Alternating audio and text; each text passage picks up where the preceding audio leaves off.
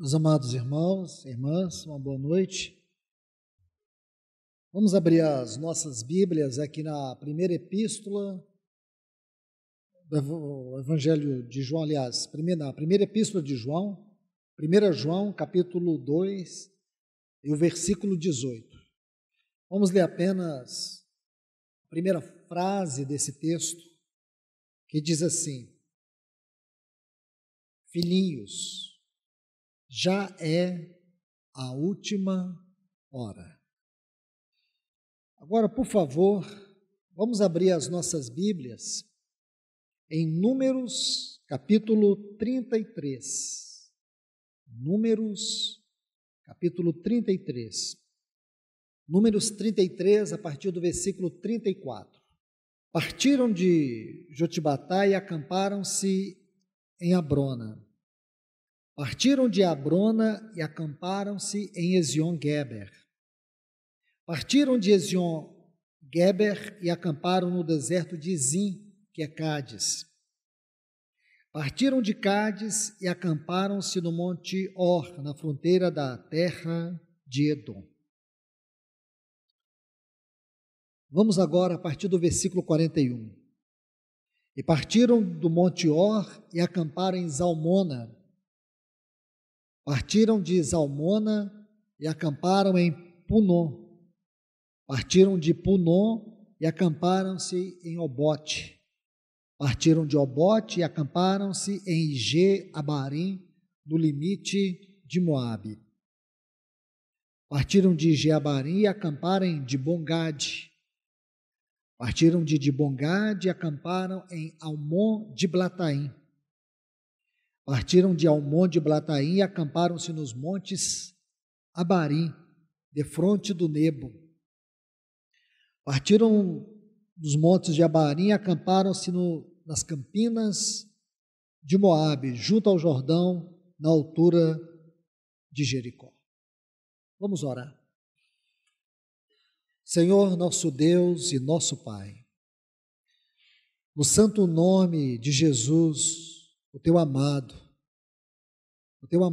Filho, é que nós colocamos esta reunião diante de Ti, Senhor. Pedimos ao Senhor que faça uma intervenção do céu nesta reunião e nos abra a Tua palavra, Senhor. Senhor, nós não queremos ler história e nem apenas ouvir discurso. O que nós queremos é ouvir Tua voz. Senhor, então, nos ajude, Senhor. A partir daquele que fala, como de todos aqueles que estão aqui, Senhor, vem a Tua voz e nos fala. Como bom pastor, nos ajuda, Senhor. Nós te pedimos, no nome que é sobre todo nome, no grande nome do Teu Filho Jesus. Amém. Meus amados, eu quero prosseguir hoje compartilhando sobre este tema que começamos a estudar há algum tempo atrás e ainda não concluímos. A leitura que fiz, ela aborda as 12 últimas estações da peregrinação do povo de Israel pelo deserto. Aqui em Números, capítulo 33, nós temos as 42 estações, desde Ramsés no Egito até os campos de Moabe. E aqui nós vamos estudar algo muito maravilhoso. Essa região dos campos de Moabe é a região que hoje nós conhecemos como a Jordânia, uma região que faz fronteira com Israel, que é dividida pelo rio Jordão. Meus amados, deixe-me colocar os pontos fundamentais deste assunto. Primeiro, nós lemos ali na Epístola de João, na primeira Epístola de João, no capítulo 2, versículo 18, tomando apenas a frase: Filhinhos, é a última hora. O que tem a ver esta frase com a leitura que fizemos? Quando você estuda estas 42 estações, você vai ver que o Espírito Santo dividiu esses 42 lugares por onde o povo de Israel caminhou por 40 anos em 12 assuntos. O primeiro assunto abrange de Ramsés e vai até Elim, da primeira até a sexta estação. Se você estuda estas estações, o tema aqui aborda os princípios elementares da vida cristã, ou, por que não dizer, os primeiros degraus, os primeiros assuntos que envolvem os primeiros passos da vida cristã. Depois, o segundo assunto abrange a 17ª, que é uma estação chamada Mar Vermelho, e vai até a 18ª, que é Rissa. Nessas estações aqui são um grupo muito grande de estações, 12, da 7ª até a 18ª. Aqui nós vamos ver o tema de maturidade espiritual, nessas 12 estações. O terceiro assunto vai da 19ª, que é Quelata, até a 25ª, que é Mítica. Essas estações aqui, da 19ª até a 25ª, de Quelata até Mítica, vai abordar os temas da eclesiologia, do ministério cristão.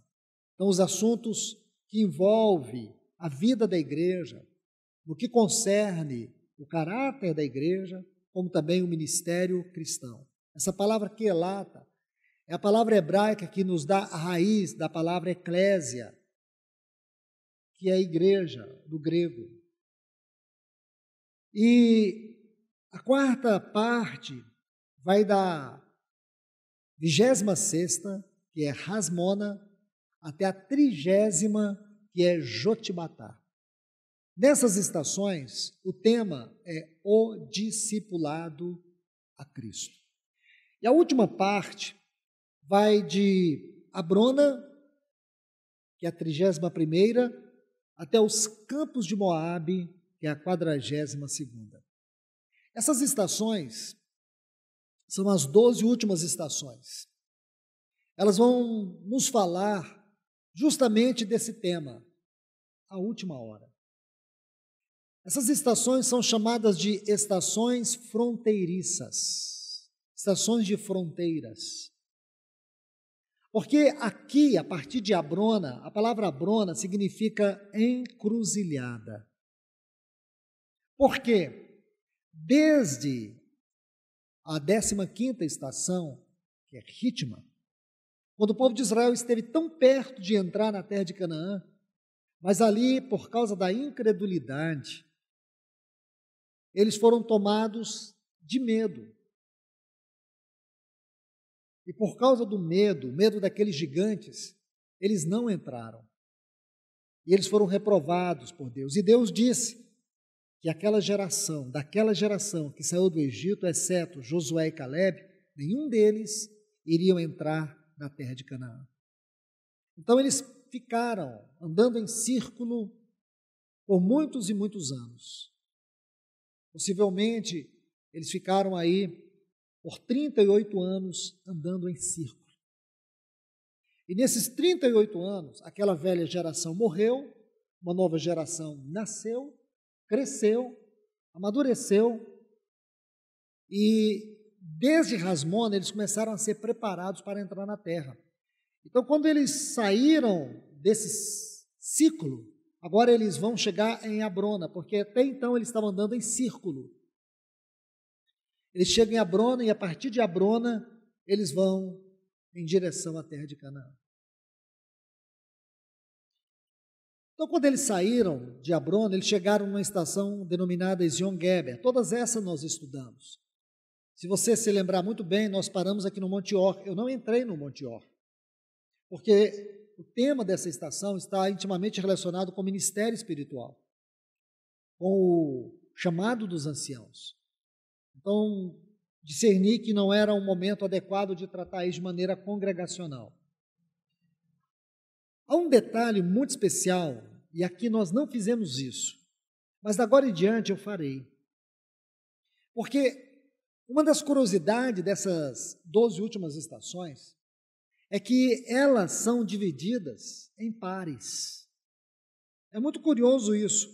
Se você quer entender, a Brona tem que estudar junto com Zion Geber. Nós estudamos separado, mas a Brona estuda junto com Zion Geber.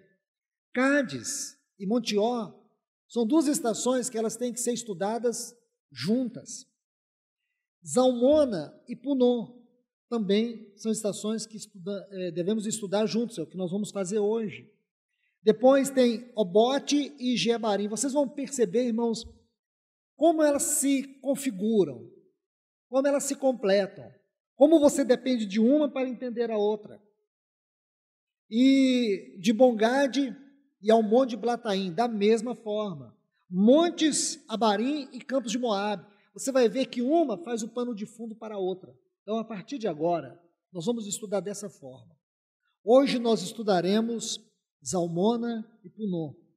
Vamos aos textos relativos a Zalmona. Abra comigo sua Bíblia, por favor, em Números capítulo 21, versículos 4 a 9. Números capítulo 21, versículos 4 a 9. Então partiram do Monte Or pelo caminho do Mar Vermelho, a rodear a terra de Edom. Preste atenção. Porém o povo se tornou impaciente no caminho. E o povo falou contra Deus e contra Moisés: Por que nos fizeste subir do Egito para que morramos neste deserto, onde não há nem pão e nem água? Agora preste bastante atenção. E a nossa alma tem fastio deste pão vil. Preste atenção nessa frase. Fastio deste pão vil. Então o Senhor mandou entre o povo serpentes abrasadoras, que mordiam o povo, e morreram muitos do povo de Israel. Versículo 7. Capítulo 21, versículos 7 a 9. Veio o povo a Moisés e disse: Havemos pecado, porque temos falado contra o Senhor e contra ti. Ora ao Senhor que tire de nós as serpentes. Então Moisés orou pelo povo. E disse o Senhor a Moisés: Faz uma serpente abrasadora, põe-na sobre a haste, e será que todo mordido que olhar para ela viverá. Fez Moisés uma serpente de bronze e a pôs sobre uma haste. Sendo alguém mordido por alguma serpente, se olhava para a de bronze, sarava. Que quadro nós temos aqui, irmãos? Vamos examinar primeiro Zalmona. Os versículos 4 a 6 nos mostra Zalmona. E os versículos 7 a 9 vai nos falar de Punon. Veja que uma estação completa a outra. Versículos 4 a 6, Zalmona. Versículos 7 a 9, Punon. O que significa Zalmona? Zalmona significa escuridão, significa trevas, sombras da morte. É isso que significa a palavra Zalmona. Deixe-me colocar mais um texto aqui para que possamos fundamentar mais sobre este assunto. Veja o Salmo de número 107 e os versículos 10 a 12. Salmo de número 107, os versículos 10 a 12. Os que se assentaram nas trevas e nas sombras da morte, presos em aflições, em ferros, por se terem rebelado contra a palavra de Deus e havendo desprezado o conselho do Altíssimo, de modo que lhes abateu com trabalhos, o coração caíram, e não houve quem os socorresse. Está vendo aqui, irmãos? Estes textos aqui, do Salmo de número 107, descreve bem para nós o quadro de Zalmona. Os que se assentaram nas trevas, que é Zalmona, sombras da morte, por se terem rebelado contra, lembra? A palavra de Deus. Que quadro, irmãos? Eu sou tão grato ao Espírito Santo, irmãos, porque é Ele que inspirou a Bíblia, e é Ele que vai nos ensinar a ler e a interpretá-la. Vamos entender isso aqui, o quadro de Salmão, esses versículos 4 a 6. Aqui é a nova geração. Nós sabemos que a velha geração sempre se rebelava contra Deus, murmurando, em atos de incredulidade e rebelião. Deus os reprovou. Agora há uma nova geração. E a nova geração, desde Abrona, eles começaram e avançaram, passaram por Ezion-Geber, aquela região dos gigantes. Se você estudar no mapa, você vai ver que a região de Ezion-Geber fica perto da região onde um dia eles passaram, que é Ritma, só que fica um pouco mais acima. E dentro dessa região, esses lugares, era uma terra onde havia muitos gigantes. E aqui eles venceram os gigantes. Eles não tiveram medo daqueles gigantes. Outrora, os seus pais não tiveram a coragem de avançar, porque temeram os gigantes. Essa nova geração, eles não temeram os gigantes. Pelo contrário, eles avançaram. Mas quando chegaram em Zalmona, eles começaram a se rebelar contra o Senhor. A Bíblia diz que o povo se tornou impaciente. Sabe o que significa a palavra impaciente no hebraico? Aborrecido, desanimado, desgostoso. Meus irmãos, deixe-me colocar algo muito sério para vocês. Por que que nós estamos estudando essas estações, tendo como o texto áureo, primeira epístola de João, capítulo 2, versículo 18, filhinhos, é a última hora. Porque essas estações, como já lhes disse, são as estações de fronteira. O povo de Israel estava prestes a entrar em Canaã, na plenitude de Cristo.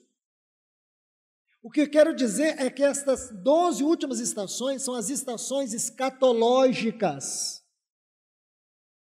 Essas estações, elas descrevem o quadro exato que nós estamos vivendo nesses dias. Essas estações descrevem o momento que nós estamos vivendo nesta hora. Preste atenção nisso. Então, cada detalhe aqui, irmãos, tem que se enquadrar com o momento que vivemos. Não é uma invenção minha, não estou forçando a interpretação de texto. Seria uma heresia, seria uma blasfêmia à palavra, seria um pecado fazer isso. Humildemente, debaixo do nome de Jesus, eu falo para vocês, é uma atalaia que Deus está colocando aqui, não eu, mas o seu Espírito para nos falar. É a sua voz. Esqueça quem está pregando aqui. Mas ouça a voz do Senhor. O povo ficou impaciente, aborrecido, desanimado. E se tem um tempo de desânimo, o tempo é esse, irmãos. Onde o povo está desanimado. Desanimado com os fundamentos. O que é trivial nós amamos, o que é fundamental nós desprezamos. E não é às vezes porque não queremos, ou porque queremos. É algo espiritual.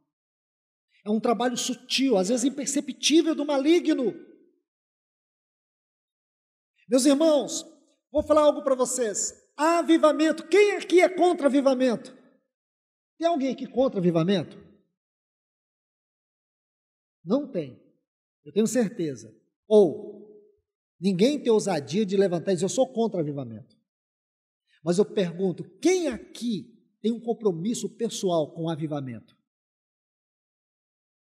Quem aqui? Eu tenho, irmãos. Tem mais alguém? Eu tenho.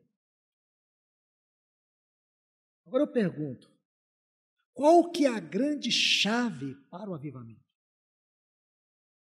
Eu estava lendo sobre o avivamento que ocorreu no século passado, durou 13 anos numa comunidade. 13 anos.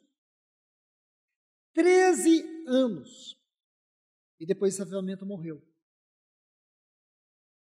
Aí, alguns irmãos entraram em crise. Teve um irmão que ele também entrou em crise por causa desse avivamento. E ele orava e questionava a Deus: Senhor, por que que o avivamento morreu? Por que que nós não prosseguimos? Por que que veio esse desânimo, tanta incredulidade? O povo começou a afastar daquele fervor, daquela busca. Aí o Senhor falou com aquele irmão algo muito sério, porque durante aqueles 13 anos, eles tinham uma chave, que era a vida de oração congregacional. E os irmãos oravam com muito fervor. E havia um daqueles irmãos que ele sempre estava à frente, convocando os irmãos para orar, mas aquele irmão parou de orar também. Eles se detiveram tanto no avivamento que esqueceram que a chave do avivamento é a oração. A chave do avivamento não é cântico.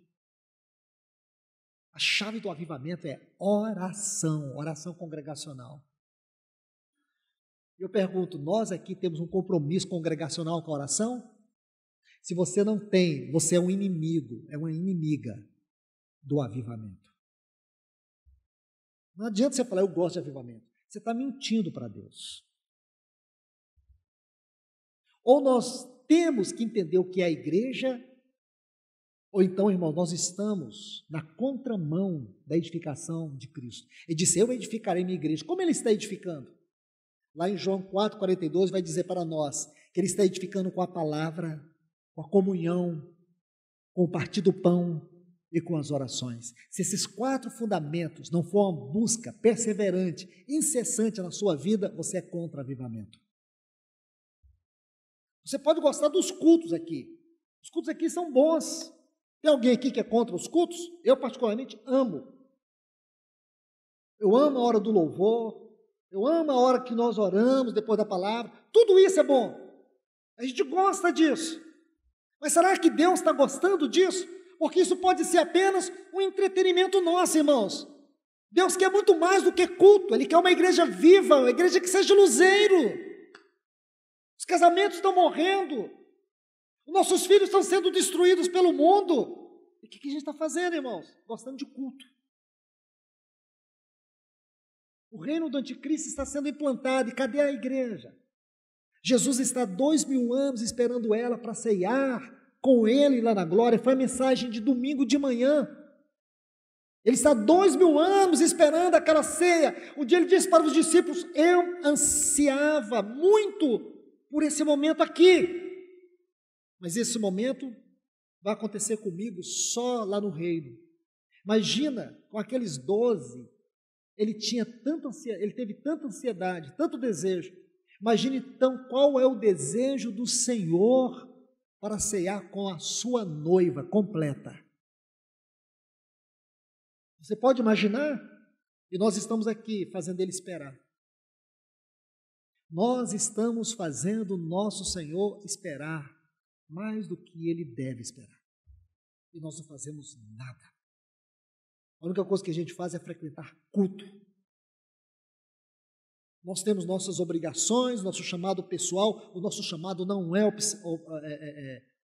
pessoal. O nosso chamado é congregacional. O que Deus me chamou para fazer tem que refletir na vida da igreja, não na minha vida particular. O que do encargo do Senhor na minha vida reflete na igreja? O que é que Deus tem te confiado? Você sabe o que Ele tem te confiado? O que isso reflete na vida da igreja? Desânimo, irmãos. Existe um desânimo sutil. E você não percebe. Nós estamos perdendo Deus de vista, irmãos. Estamos sendo consumidos e enganados. Nós não temos tempo. Nossa mente está perturbada. As maiores prisões, elas estão na nossa mente, irmãos. O nosso imaginário está tóxico, nossa vida interior está ácida. Nós precisamos compreender como o Espírito Santo está trabalhando. Nós temos que estar envolvidos com aquilo que Deus está envolvido. Do contrário, irmãos, somos apenas mais espectadores do que cooperadores. Deus não chamou espectadores, Deus chamou cooperadores. Então você tem que responder diante de Deus, qual é o seu chamado? Ser espectador ou ser um cooperador? Paulo disse, de Deus somos cooperadores, e não espectadores. Povo desanimado, aborrecido. Olha essa palavra, fastio. Sabe o que significa essa palavra? Abominável. Abominável. Sentir repugnância, aversão, nojo. Olha o que diz aqui. E a nossa alma tem nojo, repugnância desse pão vil. Sabe o que significa a palavra vil aqui? Sem valor. Espere aí, irmãos. Eles estão falando do maná. Durante 40 anos, os céus se abriam, e aí Deus mandava uma relva sobre a areia do deserto, e sobre aquela relva caía um elemento estranho na natureza, mas alguns tentaram descrever, diz que era como que uma folha de coentro, mas era da cor de um bidélio, transparente, e eles pegavam aquilo, tinha um sabor de mel.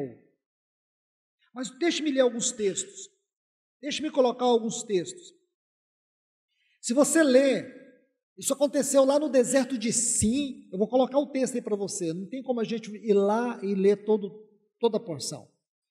Êxodo capítulo 16, versículo 4, foi ali no deserto de Sim, que este maná caiu, e lá no deserto de Sim está assim, eis que eu farei chover para vós pão do céu.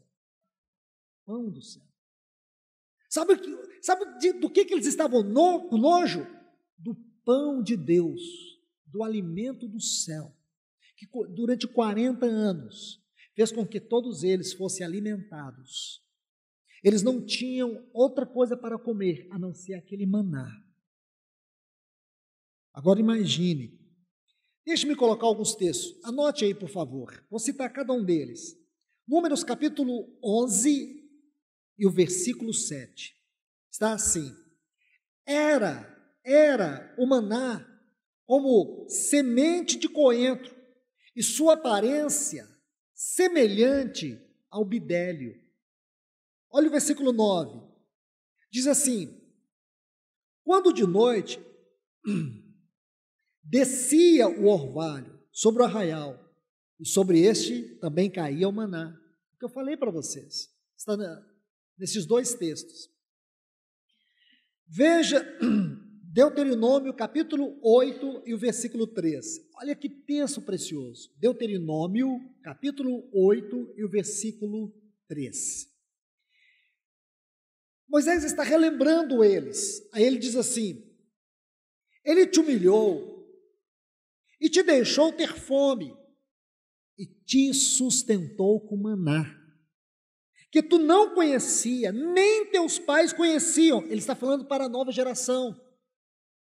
Agora, ele te sustentou com maná. Agora, observe essa frase, porque ela está intimamente ligada com essa, ele te sustentou com maná, para te dar a entender que nem só de pão viverá o homem, mas de toda a palavra que procede da boca de Deus viverá o homem. Irmãos, agora você percebe que o Espírito Santo ele vai ligar o maná com a palavra de Deus. Sabe o que esse texto está dizendo?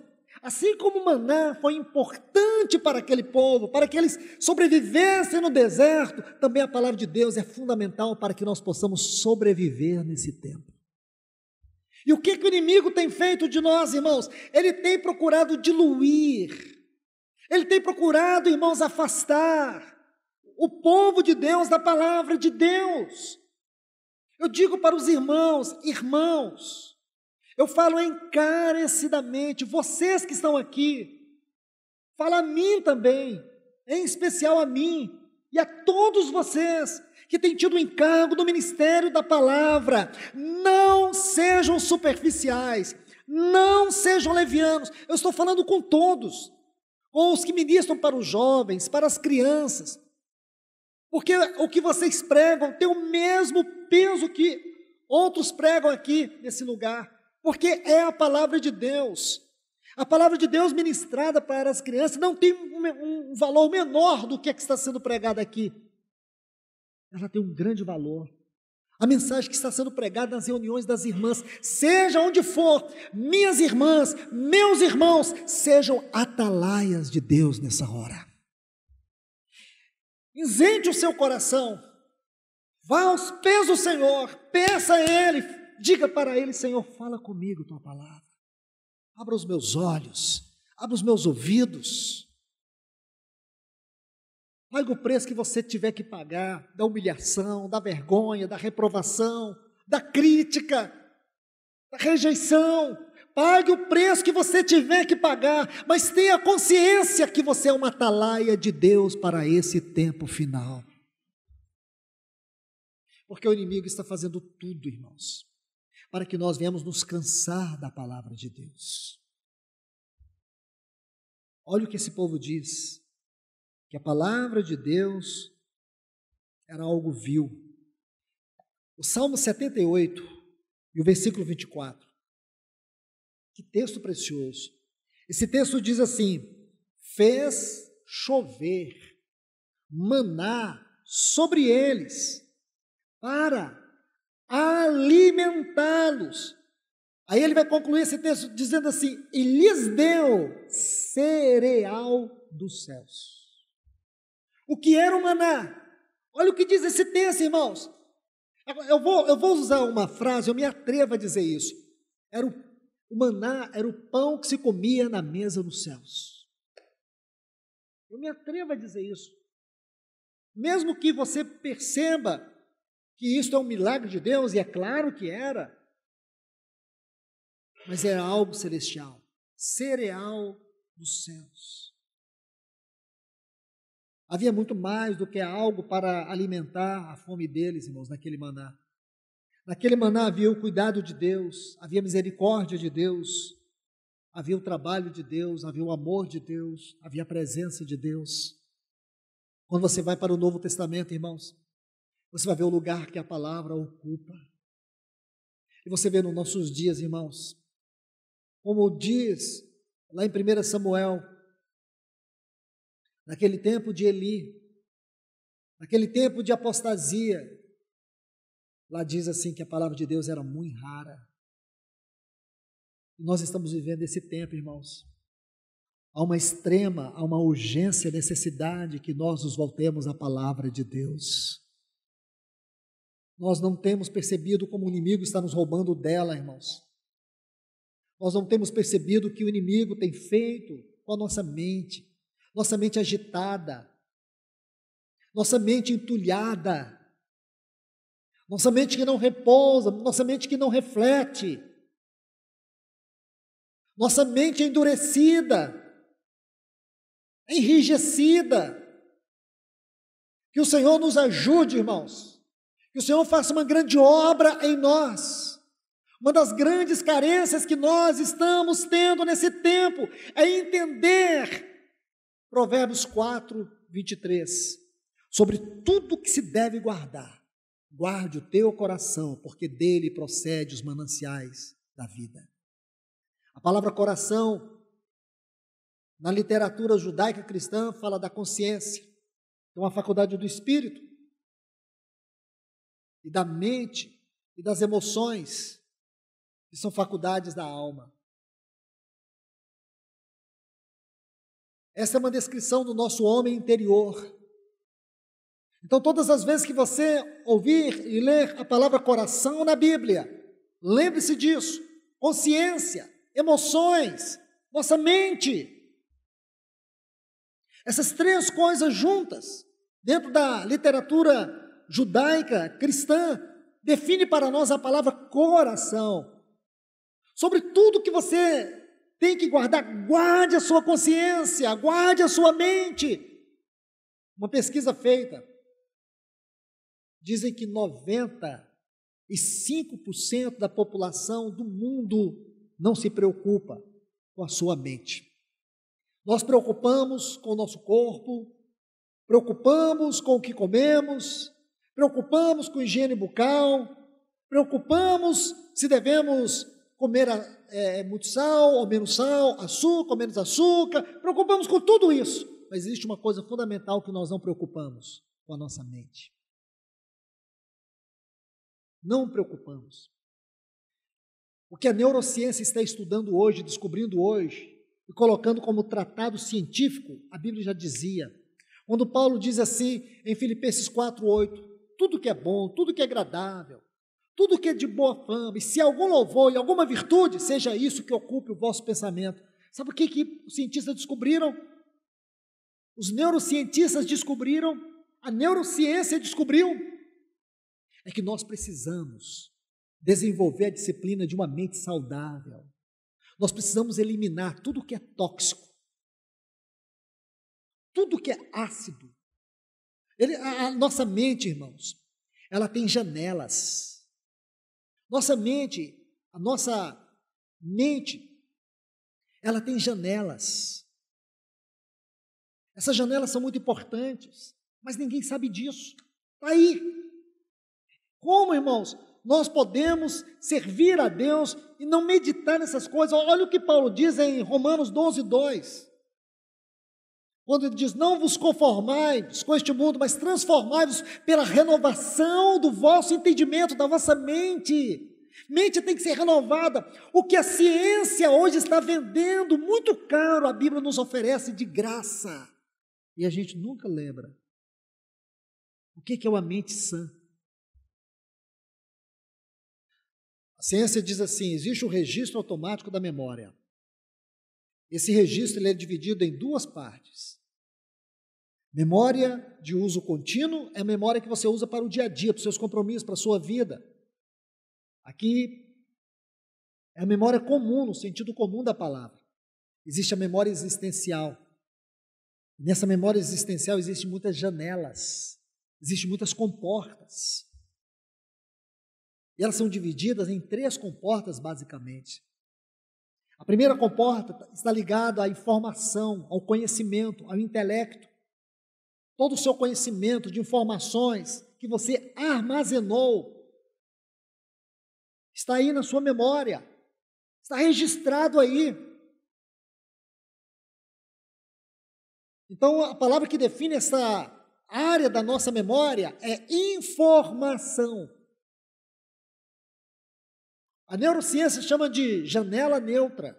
Existe uma outra área, que é a área do prazer, da satisfação. Prazer é a palavra que define essa outra área. A neurociência chama isso de janela light. Tudo que te trouxe prazer, alegria, satisfação está armazenado aí. Mas existe também uma comporta na sua mente, onde estão seus traumas, suas angústias. E nessa comporta existem muitas janelas. O nome dessas janelas é killer. Essas janelas atrofiam, paralisam. Pessoas que sofreram traumas, pessoas que sofreram agressões na infância, pessoas que sofreram abusos, abandonos. Elas não sabem, mas essa janela é que, de alguma forma, ela se manifesta em momentos de tensão, e você fica paralisado, você tem reações que você não entende. Irmãos, assim é o nosso mundo interior. E a Bíblia diz que nós temos que guardar o nosso homem interior, guardar a nossa mente, porque aqui é onde ocorrem as maiores e mais terríveis batalhas. É aqui, irmãos. E nós não temos aprendido isso.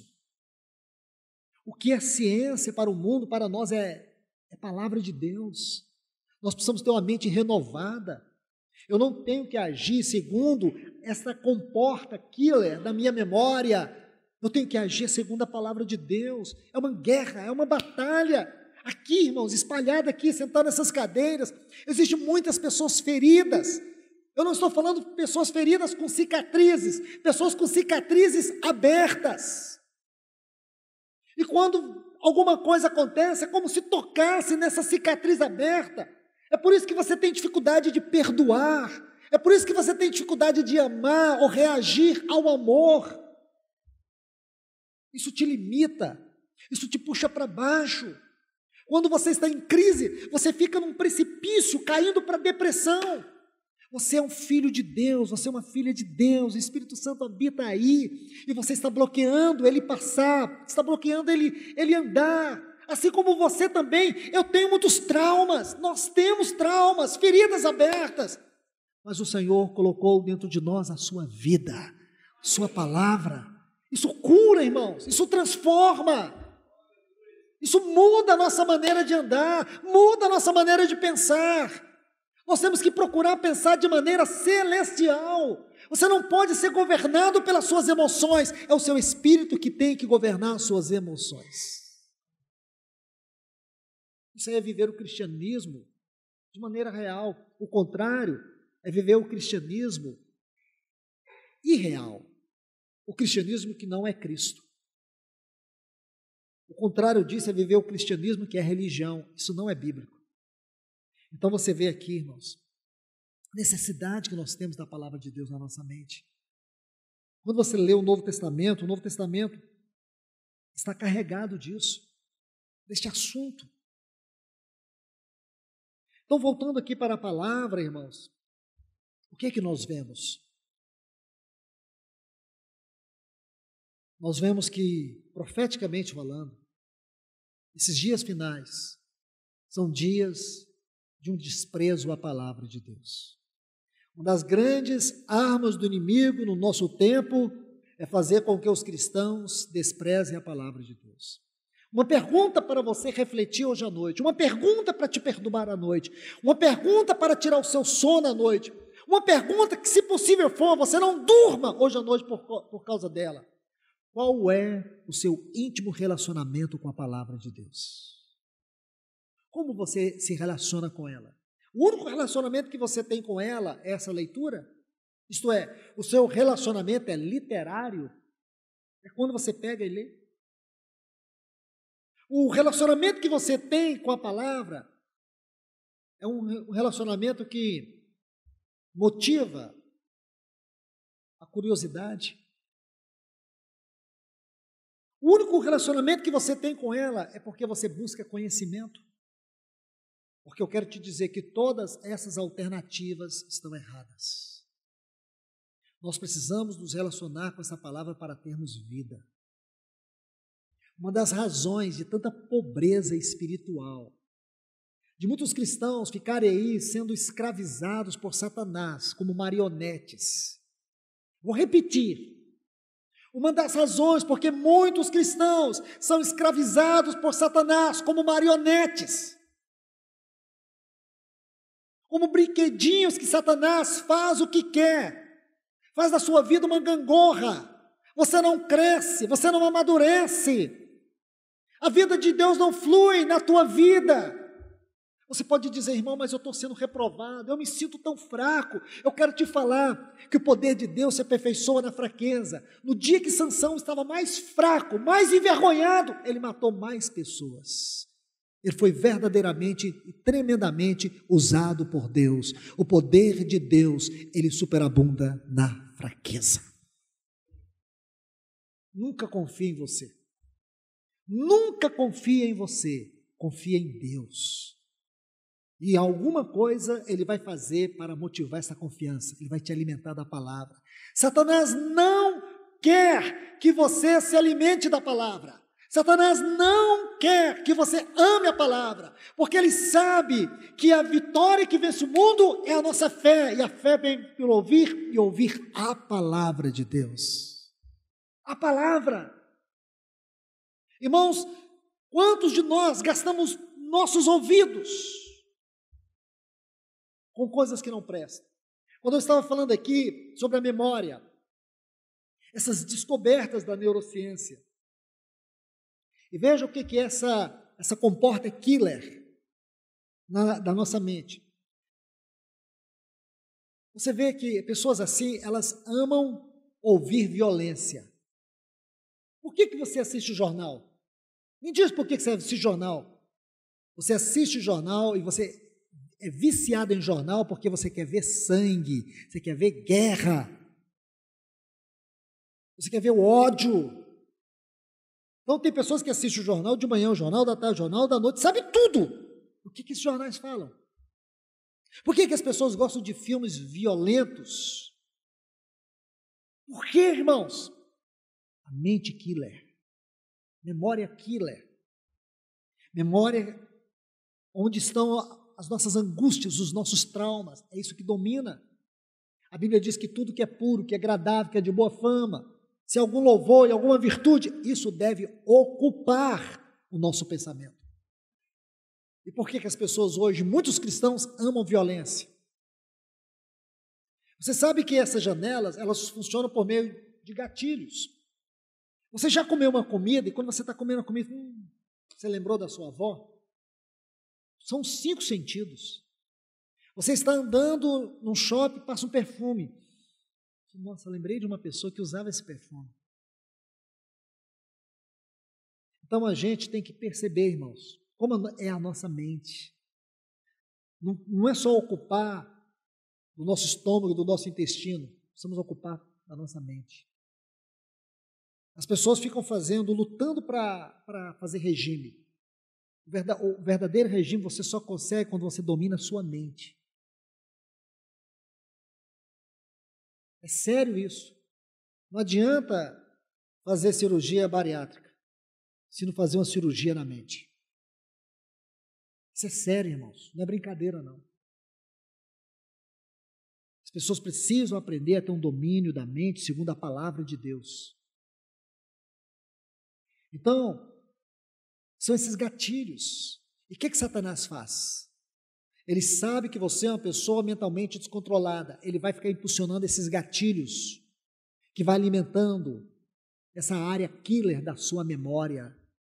E você não percebe o tanto que você é uma pessoa ácida, amarga, crítica, julgadora. Gosta só de falar de coisas ruins. Encontra com uma pessoa só para falar coisa ruim. Vira um vício. Esse vício é tóxico porque você consegue intoxicar todo o ambiente. Já viu aquela pessoa quando ela entra na sua casa, um caminhão de trevas chega? Ela é sobrecarregada. Você pergunta sobre alguém, ela só tem coisa ruim para falar. Sabe o que é isso, irmãos? Uma pessoa que é controlada por essa mente assassina. A palavra killer é assassino. Essa parte assassina, terrível, tenebrosa, que existe dentro de nós, dentro de todos nós existe, irmãos. Nós, por natureza, somos filhos da ira. Mas Deus nos libertou desse império de trevas, de Zalmona, e nos colocou no reino do Filho, o reino de luz, que é essa segunda janela, a janela do prazer, da alegria. Meus irmãos, é isso que a gente precisa entender. Eu não vou falar isso agora, mas em algum momento eu quero compartilhar com vocês, aí numa próxima oportunidade, sobre o que existe hoje de neurociência e física quântica nesse assunto que eu estou falando para vocês. O que a física quântica hoje está falando sobre isso, irmãos? O que nós sabemos e denominamos de sensação, a física quântica hoje chama de vibrações. A física quântica, ela estuda as partículas, as possibilidades. Isso é muito curioso, irmãos. E o que isso está fazendo com a neurociência, dentro da neurociência. E não vou falar de ciência, eu vou falar de Bíblia. Nós vamos ver o que a Bíblia fala disso, que eles estão descobrindo. Eu vejo muita gente aí sensacionalizando, e muitas pessoas eufóricas. Só que eu olho para a palavra de Deus e falo, que ridículo. Que ridículo. Estão aí glamorizando a neurociência. Há 2000 anos atrás, Paulo já dizia isso. Há 2000 anos atrás, a palavra de Deus já dizia isso. Há 2000 anos, irmãos, nós temos toda a neurociência da Bíblia que transforma. Não são momentos, é transformação contínua, é crescimento. Entende? É o que Deus deseja de nós, irmãos. Satanás está nos afastando da palavra de Deus. Por isso nós estamos tendo uma mente tóxica, uma mente ácida. Estamos ficando neuróticos.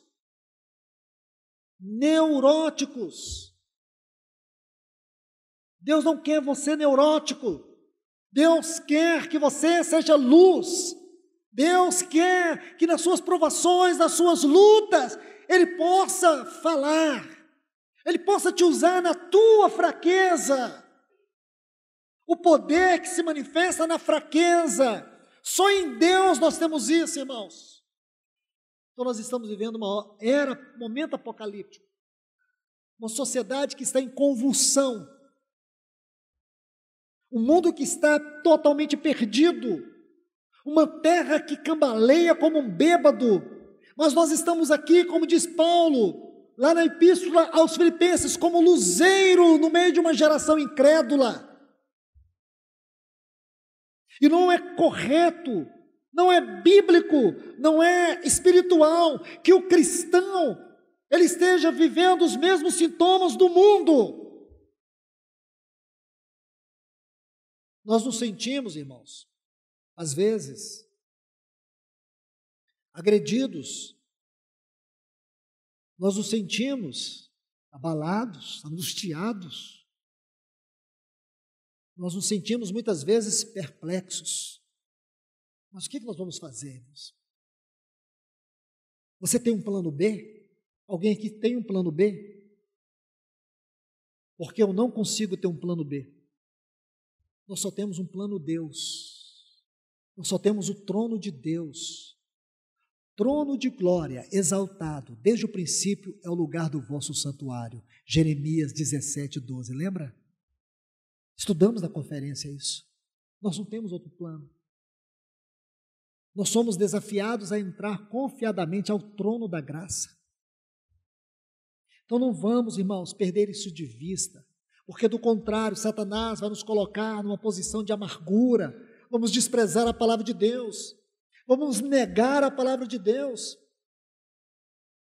vamos abandonar a palavra de Deus. É tudo que o inimigo quer, tirar de nós a vida e a eficácia da palavra de Deus. Sem a palavra de Deus, irmãos, o que nós vamos ter? Cultos bons, com entretenimento? Vamos ter que nos vestir de palhaços para alegrar o povo? Vamos ficar aqui contando história? A palavra de Deus, e só ela, é viva e eficaz. Ela é cortante, ela é penetrante. É isso que eu e você precisamos para sobreviver. Do contrário, irmãos, nós seremos destruídos com este mundo. Veja aqui Zalmona. Deixa eu concluir aqui em Punon, irmãos. Então, Punon é o outro lado. Por um lado, você vê aqui um povo que desprezou aquele maná, aquela dádiva de Deus. O que era o maná para aquele povo do deserto é a palavra de Deus hoje para nós. Nós nunca podemos dizer que a palavra de Deus é algo vil. A palavra de Deus é santa. A palavra de Deus é santa. Aí, o que significa Punon? Punon significa perplexidade, confusão. Não é tão diferente de Zalmona. Zalmona é trevas, sombra da morte. E Punon, perplexidade. Diz que o povo veio a Moisés, porque quando o povo se levantou naquela murmuração e maldizendo o maná, a Bíblia diz que serpentes vieram e começaram a morder o povo, e o povo começou a morrer. E o povo disse para Moisés: havemos pecado, porque temos falado contra o Senhor. Que coisa interessante, irmãos. Você vê essa frase, temos falado contra o Senhor. Eles não falaram contra o Senhor, eles falaram contra o maná. Mas agora aqui eles estão entendendo que aquele maná era a maneira de Deus se dar a eles. Foi aí que os olhos deles se abriram e eles viram que desprezar o maná era desprezar Deus. Assim também, irmãos, quando nós desprezamos a palavra de Deus, nós estamos desprezando o próprio Deus. Porque a palavra de Deus é a maneira de Deus vir a nós e nos alimentar. Você pode dizer, mas eu não estou com tanta fome da palavra, eu tenho ouvido tanta palavra. Esquece, o maná caía todos os dias. Eu e você precisamos da palavra todos os dias. Todos os dias. Porque Deus sabe o quanto eu preciso, o quanto você precisa. A Palavra de Deus é a nossa necessidade diária. Nunca venha se jactar achando que você está cheio.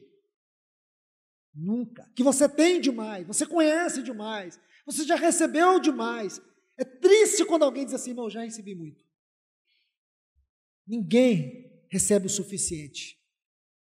Tudo que Deus te alimentou está no passado. Você precisa ser alimentado hoje, porque senão você vai ter um coração soberbo. Um dia você vai se fechar quando Deus quer te falar. Você vai resistir quando Deus quer te falar. Você vai dar as costas enquanto Deus está querendo falar com você.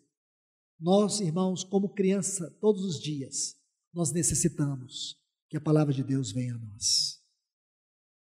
Então o povo disse assim para Moisés, temos falado contra o Senhor e contra ti, ora ao Senhor que tire essas serpentes. Aí diz que Moisés orou pelo povo. Agora observe o que Deus diz. Faz uma serpente abrasadora, põe-na sobre uma haste. Será que todo que mordido, que olhar para ela, viverá? E Moisés fez uma serpente de bronze. Bronze, na Bíblia, fala do juízo. Sabe que texto é esse, irmãos? 2 Coríntios, capítulo 5, e o versículo 21. Aquele que não conheceu o pecado, Deus o fez pecado por nós, para que nele nós fôssemos feitos justiça de Deus. É difícil ter que dizer isso, mas olhe bem, essa haste é uma figura da cruz. Nós sabemos, irmãos, que o nosso Senhor foi até aquela cruz. Ele não conheceu o pecado, mas ele se fez pecado por nós. A história do pecado começa com aquela serpente do Éden, de Gênesis 3. Quando a mulher foi seduzida e enganada pela serpente, de maneira que a serpente se tornou, ali em Gênesis 3, o sinônimo do pecado, da natureza pecaminosa. É esta aqui. Olha que coisa linda, que figura linda, irmãos. A provisão era aquela serpente. Como assim? A provisão de Deus para nós foi tomar o seu filho, aquele cordeiro, e vestir ele com uma capa de serpente. Como assim, irmãos? Ele não conheceu o pecado, mas Deus o fez pecado por nós. Nós sim, irmãos, fomos envenenados com o engano da serpente, com o pecado da serpente. Aquela cruz era nossa, mas o nosso Senhor Jesus, ele não cometeu nenhum pecado. E não havia outra maneira de Deus nos perdoar, a não ser que ele tomasse o nosso pecado. Então Deus o cobriu com os nossos pecados. E ele foi lá na cruz do Calvário. E ele morreu os nossos pecados. Ele levou os nossos pecados. Ele morreu as nossas mortes, física, eterna, espiritual. Ele sentiu a separação do Pai. Ele desceu às profundezas do Espírito. Ele se fez pecado por nós. Que coisa linda, irmãos. Que provisão que Deus tem para nós. É por causa dessa provisão que eu e você estamos aqui hoje. Mesmo nesse tempo de apostasia, mesmo nesse tempo de desânimo, mesmo nesse tempo onde as pessoas têm desprezado a palavra de Deus, nós ainda confiamos que aquele que morreu lá na cruz do Calvário e desceu às profundezas do abismo, Deus o ressuscitou e ele assentou no trono de glória. Ele está lá no seu trono como nosso sumo sacerdote e ele está nos conduzindo a esta mesma glória. Então a palavra de Deus para nós é: não desanime, não abaixe suas armas, levante a sua cabeça. Tempos difíceis, mas o nosso Senhor é a nossa vitória. Ele é a nossa vitória. Então nós temos que olhar para Ele. Não tire os olhos do Senhor. Não tire os olhos daquele que morreu na cruz por você. Porque se Ele venceu, Ele nos colocou na sua vitória. É isso que nós temos que entender. É isso que Deus deseja nos falar. Essa é a verdade da palavra de Deus. Essas são as lições de Zalmona e Punon. Que Deus nos abençoe. Senhor, nós te adoramos. Nós te exaltamos, Senhor. Senhor, nossa única motivação, Senhor, é confiar na Tua misericórdia e na Tua graça, e nunca em nós, Senhor. Que a tua palavra encontre em nós corações famintos, fome, anelo por ela. Por mais dura, por mais cortante e penetrante que ela seja, é o que eu preciso, é o que nós precisamos, Senhor. Então vem, Senhor, envia a tua palavra e nos cure. Envia a tua palavra aqui e nos transforme, nos liberte. Envia a tua palavra, Senhor, e traga renovo, porque nós precisamos, Senhor. Nossa mente precisa do trabalho da tua palavra. Nós te pedimos nesta noite em nome de Jesus. Fala com a tua igreja mais uma vez, Senhor. Senhor, fala com cada um de nós. Entra nessas áreas escuras da nossa mente, Senhor. Senhor, vá nessas cicatrizes abertas, Senhor, e penetra com a tua palavra, Senhor. Aqui, Senhor, muitos de nós existem cicatrizes abertas e profundas. Cicatrizes, Senhor, que são marcas de abusos, de abandono, de maus tratos, de rejeição, de frustrações, de decepções, de traições, de engano. Muitas cicatrizes abertas, Senhor. Mas nós não queremos permanecer em trevas. Nos leve para a tua luz, Senhor. Oh, Deus, nos ajude nesta noite, Senhor. Visita a tua igreja aqui neste lugar, Senhor. Visita, Senhor, a tua filha, o teu filho. Visita nesta hora, Senhor. Médico dos médicos, vem esta noite neste lugar. Oh, Senhor, com a tua palavra, adentre a nossa mente, Senhor. Em nome do teu filho Jesus. Liberta o teu filho, liberta a tua filha desta culpa, desta angústia que o aprisiona, que o escraviza, que o limita, que impede ele de fluir no chamamento do Senhor, na vocação celestial. Nós pedimos a ti, Senhor. Nós pedimos o teu socorro nesta noite, neste lugar. Em nome de Jesus. Vem, Senhor, mais uma vez. O Senhor tem vindo a nós sempre, Senhor, apesar de nós, apesar da nossa dureza, apesar da nossa incredulidade, apesar da nossa frieza, apesar da nossa indiferença, o Senhor nunca desistiu de nós, Senhor. E esta palavra ministrada hoje é uma prova que o Senhor, mais uma vez, veio visitar o teu povo. Então visita cada um de nós, Senhor. Visita-nos nos nossos traumas, visita-nos nas nossas fraquezas, visita-nos nesta noite, Senhor. Nós te pedimos em nome de Jesus, em nome de Jesus, Senhor, em nome de Jesus, Senhor.